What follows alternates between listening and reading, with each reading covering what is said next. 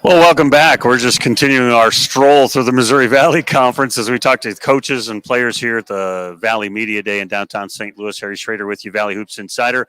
Got the head coach of the Indiana State Sycamores, Josh Schertz, is with us. And Josh, second year on the job. It has to feel a little bit more normal now after last year was such a whirlwind to get started. And we can dig into last year's season as well, but it's got to feel more normal. It definitely feels more normal. Yeah, we just want to forget last season. We just not even dig into it. Just didn't know. But yeah, I think transitions are hard always. And it was a difficult transition. It was kind of a little bit of Murphy's Law. Whatever could go wrong did, and injuries, etc. COVID when we got there, and it was a harder deal. Obviously, they'd had a really good team the year before, and really the 2 years prior, and but then the roster was kind of gutted, and we took over, and there was two guys, and then we tried to piecemeal that together, and I thought we didn't have a bad roster, but obviously a lot of it was predicated on the Tyreek, and he gets hurt a week before the season, kind of a fluke deal, and he had that shoulder issue, and it kind of non-contact play tears labrum, and so long story short, it just wasn't, and we kind of lost guys throughout the year, but the comfortability, is much higher in year two. I think you just kind of get your feet under you, understand the Valley much better, understand Indiana State much better. The fact we returned, 7 of our top 8 scorers from last year. We're able to add a full recruiting class, staff. Everything just feels more settled going into year two, and doesn't guarantee anything, but yeah, definitely the comfort levels, exponentially higher. When I watch your team and I read stats and I, just pay attention, you got a lot of guys that are with a proverbial kind of stat box stuffers. You've got guys that are basketball players more than just, well, he's a scorer, he's a defender. You've got players. Is that your mode of recruitment? It is. I mean, we try to really look at it positionless. Obviously we're gonna, recruit combos and point guards, whatever, combos, we call them swings, bigger guards, and then bigs. We try to really recruit 3 positions and guys that are versatile. I think having a roster where you have versatility to play different ways, and as we kind of get the roster set, hopefully this year will be a little more indicative of how we want to play. I think we played a lot last year without a point guard. We just kind of through circumstance didn't happen for us. But I think we have a couple good ones. One here from St. Louis, and Rob Martin, who's going to be special. I think you and I talked about him last year, and a little bit in March when I was down there before the tournament. But he's special, and Trent Gibson from Tuscaloosa. We were able to kind of put together a roster more indicative of how we want to play. But yeah, I think having versatility, having guys that can do different things offensively, and not having guys that are maybe more pigeonholed, or hey, this guy scores, this guy rebounds, this guy is just a shooter. Having guys that can play make, having guys that can facilitate, having guys that can attack the rim, having guys that can shoot the ball. Hopefully, the more versatile you are, I think it gives you a chance to play different ways, because as you know, in this league, every team presents different challenges, and to win games, you got to probably be able to solve different problems, and no 2 games and no 2 opponents are the same. So you got to answer a lot of different questions to have success in this league. And so the more versatile from a roster standpoint, the better. At LMU, you guys were knocking off triple digits pretty regularly. And that's not a thing maybe I expect you to do at Indiana State, but you do want to be more high octane. Yeah, we definitely want to be more high octane. I think we were number 1 in pace last year, which, it's a slower pace league. I think the league was 31 out of 32. You're definitely not going to score 100 points a game in this league or anything approximating that. The defense is too good. The scouting is too good. You're just not. The pace of play is too slow. But I think we average around 71 points a game. I would hope it's much better than that. I think as we get more skill in, we were, if you look at, analytics from a shot quality standpoint, I think we were towards the top of the league in generating open shots and high quality looks. We just didn't make them. We obviously were also number 1 in the league in turnovers, which we have to cut down. I think playing a lot of the year without a point guard hurt that. We went to more of trying to post guys up, and we had to just kind of put it together, trying to kind of, whatever, square peg, round hole, and trying to, piecemeal it together in a way that gave us a chance to win. I mean, ultimately, you're trying to figure out, hey, what gives us a chance? And, as the year went on and our roster kind of, took the form it took, playing a lot of dribble downs and posting up our guards was honestly the best chance for us to score and not turn it over. So I think we led the league in threes. We weren't a particularly efficient three-point shooting team. And so I think you'll see this year will be, like I said, a better barometer of how we want to play. But, we want to be a high-octane offensive team. We want to play with great pace. But we certainly want to be disciplined in our shot selection, disciplined in taking care of the ball. We want to share the ball at a high level. We were, I think, third in the Valley in assists. We were first in pace. We were first in threes. So there were some positive things to take from it. We want to be much more efficient than we were last year. We were a pretty inefficient offensive team, and certainly a lot of what we did offensively hurt us defensively. For a while, I think going in the last week of the season, maybe 2 weeks, we were fourth in the league in defense efficiency. We finished seventh. We were ninth in the league in offense efficiency, but our turnover issues really impacted, because of our live ball turnovers, impacted our defensive efficiency. We got to be our offense improving will really help our defense as well. How important was it for Cooper to come back? I mean, I know he's a guy that the league, people around the league know, and they know he can score and all that. But from a both on the floor and leadership role, how important was that? Oh, it's massive. I think Indiana State's a place in the Valley that is probably a little bit different than other places, right? I think to have success at Indiana State, you probably can't do it exactly the same blueprint as everybody else in the league is doing it. You got to be off the beaten path. And one of the things I think you probably have to have, and honestly, every single rule that's been implemented the last year or two is designed to fracture it, is you got to have continuity, right? I think to have a sustainable program at Indiana State, you have to have continuity. Well, every rule, portal, NIL, is designed to fracture continuity.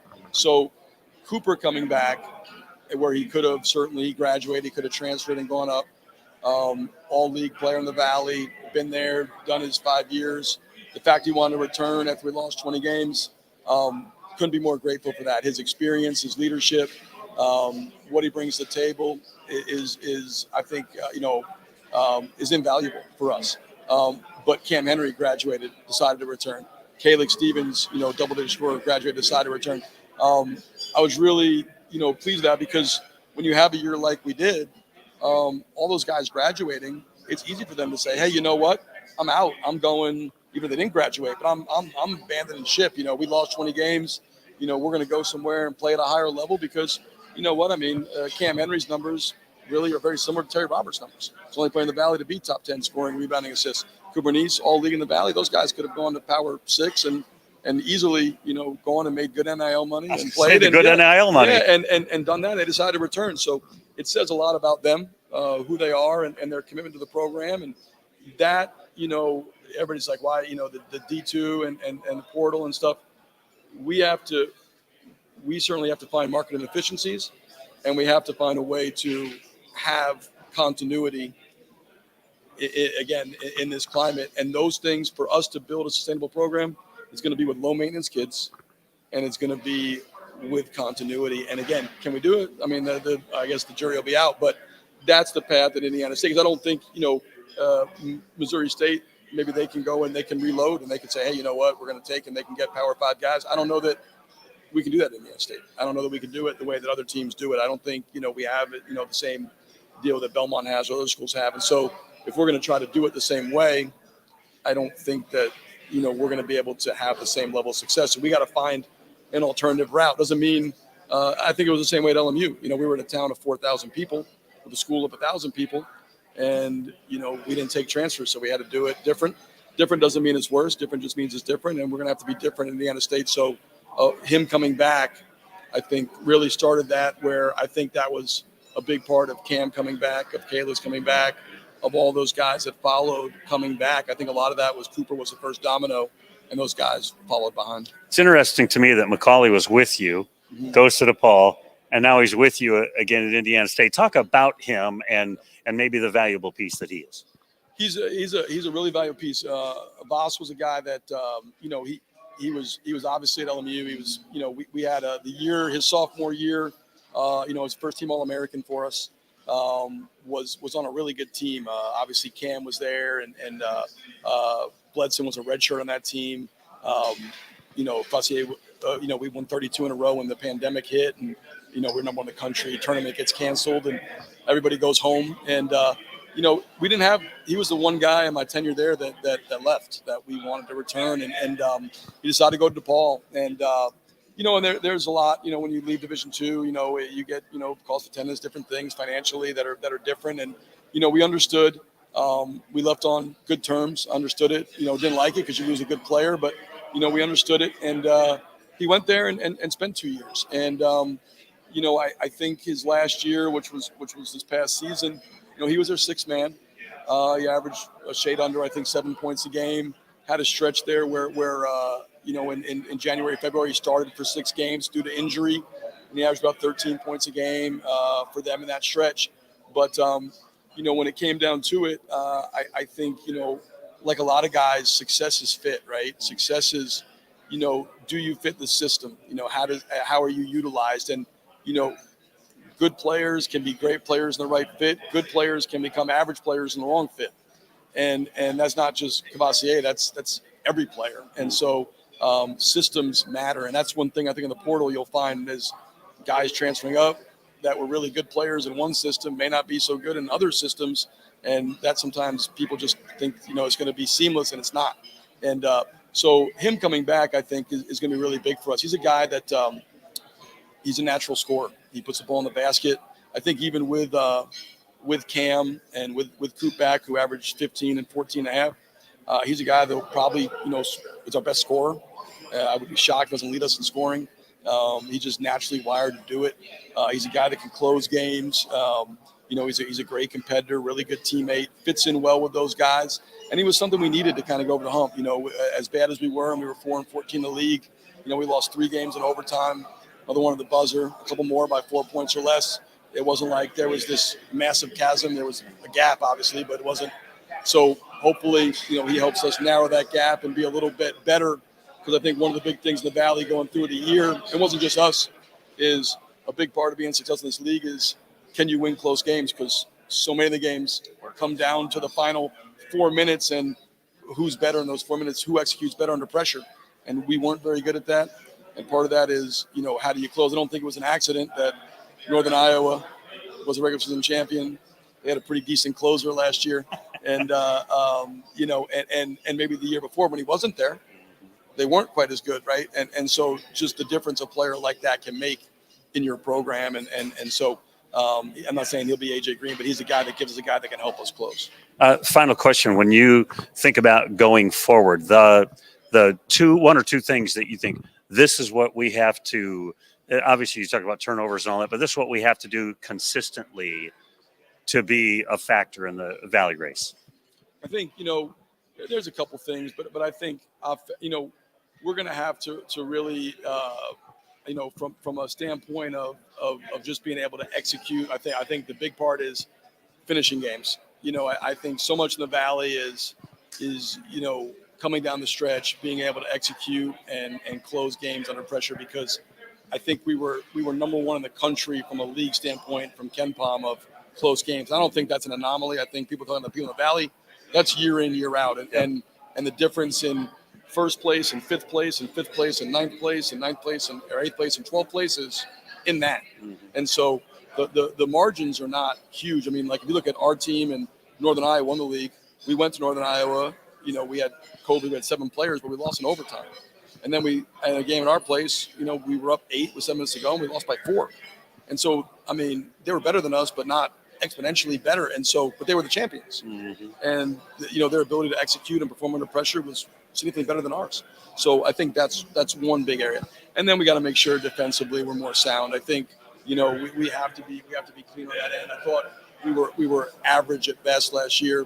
I think we got to have some growth on that side of the floor. We got to be better and more sound on the defensive end. as you mentioned, offensively, our turnovers, and we got to cut those down. I think some of that'll be personnel based, but I think those two things, our ability to execute under pressure, finish close games, find a way to, and really in those games, a lot of times it's not losing, it's really not winning them, it's just not doing things to lose them. And then I think being more sound defensively over the 40 minutes, because in this league, as much as it was at LMU scoring this triple digits, in this league, you're not winning it if you're not an elite defensive team. That's Josh Schertz. Appreciate your time. He's the head coach of Indiana State, the Sycamores, with a lot of guys back and some real key pieces coming in as well. We'll be back with more coaches and players from the Missouri Valley Media Day in a little bit later this afternoon, so thanks for watching.